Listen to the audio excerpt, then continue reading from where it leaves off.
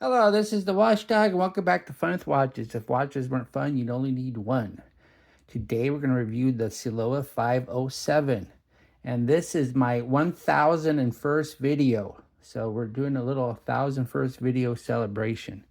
And you're probably saying, well, why didn't you do it at 1,000? Well, I wasn't paying attention and I missed 1,000. So we're going to do 1,001 instead. Let's start with the wrist check. I'm wearing this Islander ISL 323 Red October V2. And Gregor's wearing my Citizen Donald Duck watch. I just reviewed that watch. If you haven't seen the review yet, be sure to check it out. Gregor said 3PO told him that Galactus fired him as his herald after he was displeased with his third planet selection. 3PO had sent him to Endor, and Galactus said, "Surely you don't expect me to eat a planet full of Ewoks." 3PO said, "I thought you would think they were like Teddy Grahams." Alright, let's get this watch open. Comes in a decent enough box. And here it is. Isn't that a nice looking watch? I've been happy with it. And yes, it's not original. This is the third Ciloa on my channel. Ciloa is quite a different AliExpress brand, as they make very affordable homages of affordable micro brands. When it comes to homages, my channel takes the approach that if you can homage a Submariner, then you can homage a F91W. So here's a $35 homage of a $290 Lima Chrono Sprinter. If it is any consolation, this model is completely sold out on the Lima website, and I have no clue if Lima will make more. I have never heard of Lima until researching for this review, and I imagine not everyone watching this has either. I will leave a link to Lima in the description of this video. This is a 2-register chronograph, and unfortunately there are not a lot of 2-register movement options when it comes to watches in this price range, and this Ciloa has gone the approach of taking a 3-register small seconds and simply covering up the small seconds, which gives us a chronograph that only counts minutes.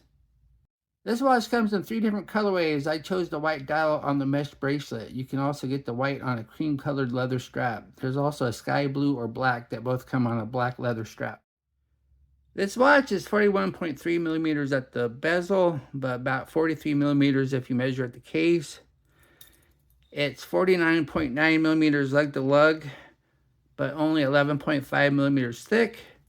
Has a 22 millimeter lug width, and this is a mesh bracelet, so there is no taper, and weighs 111 grams on the supplied mesh bracelet.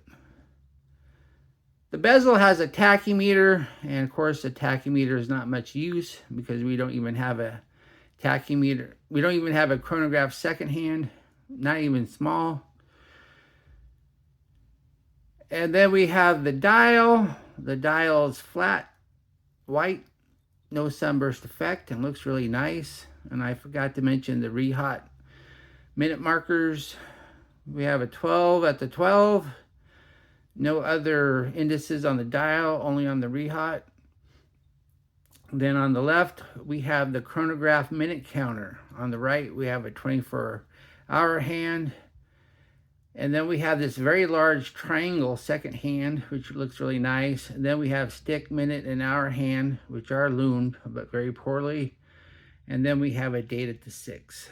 So this is a very nice looking watch. And of course, once again, it's not an original design.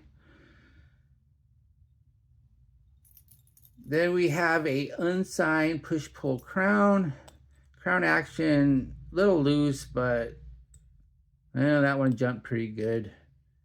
Sometimes I can get it to not jump, other times it does. So you're not going to set this super accurate. And then we have the crystal, just the crystal's a flat mineral glass. And oh yeah, let me go over the pushers again. Yes, this is technically a chronograph, but since the small seconds is covered up, it only counts minutes. So I'm not going to sit here, push this, and wait a couple minutes for you to see the minutes move. And there's no fake knurling on the pushers to make it look like it's a screw down. So that's fine. I rather prefer that anyway. And then once again, as I said before, crystals, mineral glass, nothing special about it. Then we have the case. The case is a plated alloy, but it has a matte finish. And it's a very nice looking matte finish. So I like it. I think they did a good job with it, considering that this is not steel. So very happy with the case. Then we have the case back. Case back says Ciloa, stainless steel back, which is a good tell. The rest is not. Then it says Quartz movement. Underneath the case back is the PE90. This is a fairly common small second chronograph movement in watches in this price range. And once again, the small seconds is covered up, so you don't get to see it in action. But they did have a date wheel, though, for a 6 o'clock date. So that's not the standard date wheel for a PE90. So that's one thing. Then we have the bracelet. The bracelet's a mesh bracelet, and it's a pretty good one. So a lot of times these watches in this price range, the mesh bracelet's ultra thin, and you feel like you're going to bend it. But no, this one's a good one.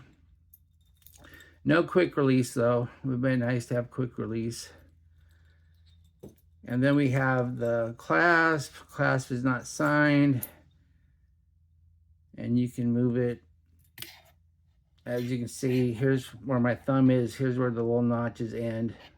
And here's where they go out to. So, looks like I only have 3/4 more of an inch to go before you run out of space.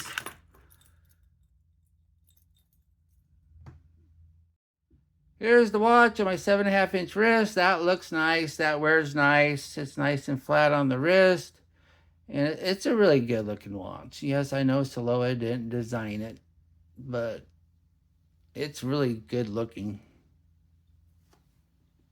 And once again, I have about 3/4 of an inch where you can let out the bracelet.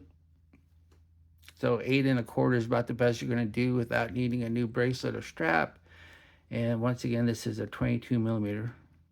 Here we are in the lume room. I didn't even know the watch had lume until I shone my UV flashlight on it, so I'm not expecting much for this test. As we speed up the time, we see that only the major hands are lumed, and very poorly at that. The minute hand is weaker than the hour hand and will soon be gone. The hour hand isn't far behind. Too bad they didn't just lume the white dial instead. What I like about this watch, it looks and wears nice. I like the fact that it has a date at the 6. This mesh bracelet's substantial. And I didn't mention this earlier, but the second hand does hit the marks, or close enough to count. What are my gripes and groans? It's a chronograph that only counts minutes. It has very poor lume. Useless tachymeter makes this seem like a prop watch. Yeah, I recommend this watch. As long as you are just looking for something that's really nice looking and don't want an actual working chronograph, then this one is a very nice looking watch, but it is not a useful working chronograph.